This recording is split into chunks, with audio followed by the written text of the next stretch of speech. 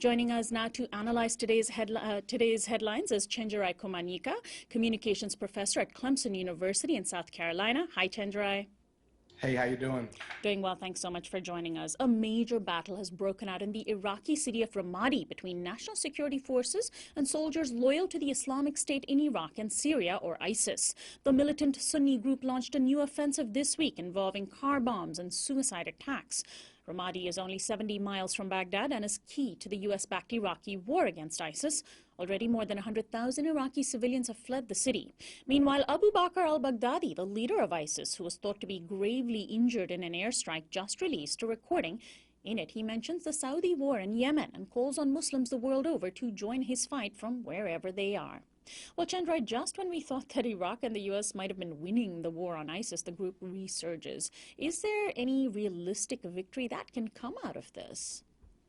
Well, no, I think you're right to actually question how does this incident fit in the larger narrative that ISIS is losing the war on Iraq.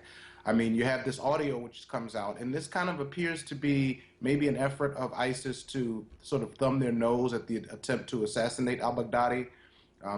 He makes no mention of any kind of injuries or really any form of weakness in this audio. Of course, there are those who have questioned how new this audio is. Was this something that was previously recorded before the assassination?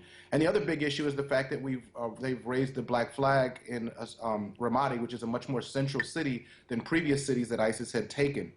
So the question that they have to ask really is, what does this mean for the larger narrative as we've put out? And the other issue is, what diplomatic options and structural options in terms of the economy, in terms of increasing Sunni representation in the government are necessary to complement the military interventions? Here in the United States, Chicago police embroiled in the controversy over torture and abuse at a so-called black site called Homan Square have been rocked by another scandal. A man named Angel Perez became the 13th former inmate to detail his horrific experience to media. Speaking to The Guardian's Spencer Ackerman, Perez described being sodomized by a police officer with what may have been the barrel of a handgun. And in Miami Beach, Florida, a full-blown police-related scandal has erupted over private communications that reveal overtly racist and misogynist email threads among officers. As has been seen in private police communications before, there were racist jokes involving President Obama and others making light of domestic violence. More than 500 trials are being reviewed in which officers involved in the scandal are witnesses. Chenjerai, are we still expected to believe that the problem with police is just that of a few bad apples? Well, unfortunately, the bad apples framing won't die. But, the recent movements for, accountability in police with relation to police brutality have kind of seen a victory in Chicago as that city takes important steps to provide reparations for victims of police torture. But when you hear the testimony of people like Angel Perez, it becomes clear that this is really the minimum that is needed. The Miami emails and similar emails in Ferguson and other police departments illustrate deep and systemic problem with the culture of law enforcement. But we also have to think about the economics of law enforcement and the economics of cities and how that interacts with police practices. So I think when we take all these things into consideration, what we really need is a fundamental rethinking of law enforcement in the United States. And finally, the legendary blues musician B.B. King has passed away. King passed away in his sleep at the age of 89 in Las Vegas yesterday. He was one of the most important blues artists to have ever lived and is credited with popularizing the music form to a wide audience.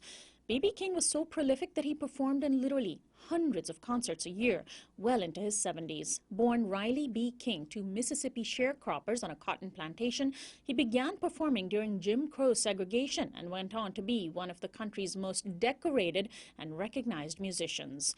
In its obituary of him, the New York Times described King's music as, quote, a stinging guitar with a shimmering vibrato, notes that coiled and leapt like an animal, and a voice that groaned and bent with the weight of lust, longing, and lost love. Well, Chenjerai, how do you reflect on B.B. King's legacy today? Well, I'll probably be reflecting by listening to some B.B. King today and maybe even having a sip of bourbon. But B.B. King was really a primary architect of what we recognize as blues. And this is because he, partially because he expanded the audience of blues by blending his particular take, regionally situated take, with a broader cosmopolitan sensibility. And it seems like his work as a DJ informed that. But I mean, if you listen to the nuance and emotion of his guitar on the songs that we all know, The Thrill Is Gone and many other ones. I mean, it's just like impossible not to be moved and to feel complex emotions. B.B. King also was born on a plantation, as you talked about, and came to have tremendous wealth. But I don't think he really illustrates any kind of simple story of meritocracy. His music and performances were really an aesthetic testament to the enduring struggle and complicated race and class politics of the Black American experience. Well, Chenjerai, I want to thank you as always for joining us today, and we'll talk to you again next week. Thank you. Chenjerai Kumanyika is a communications professor at Clemson University in South Carolina. This is Uprising, and by the way, do subscribe to our TV program on YouTube. We have a YouTube channel at youtube.com/uprising with Sonali. It's very important that we sustain the TV production of this show because, well, we're nearly out of the money that we raised a year ago during our Indiegogo campaign. We hope you'll join us. And we'll be right back after this break.